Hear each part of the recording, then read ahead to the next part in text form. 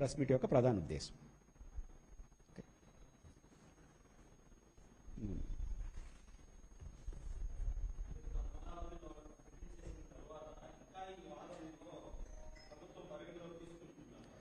నేను అమరావతిలో రాజధాని, అమరావతి అనేది 20 కిలోమీటర్లకు అవతల, దేనికి విజయవాడకి. ఇప్పుడు విజయవాడ చుట్టూనే రాజధాని ఉంటుంది. అమరావతి ఉన్నా కూడా విజయవాడ చుట్టూ కాస్త వాళ్ళు వెలివేసినట్టు ఇంకొక సిటీగా అవుతుంది. వాళ్ళ ప్రాజెక్టులో విజయవాడ గుంటూరు దాంట్లో లేదు.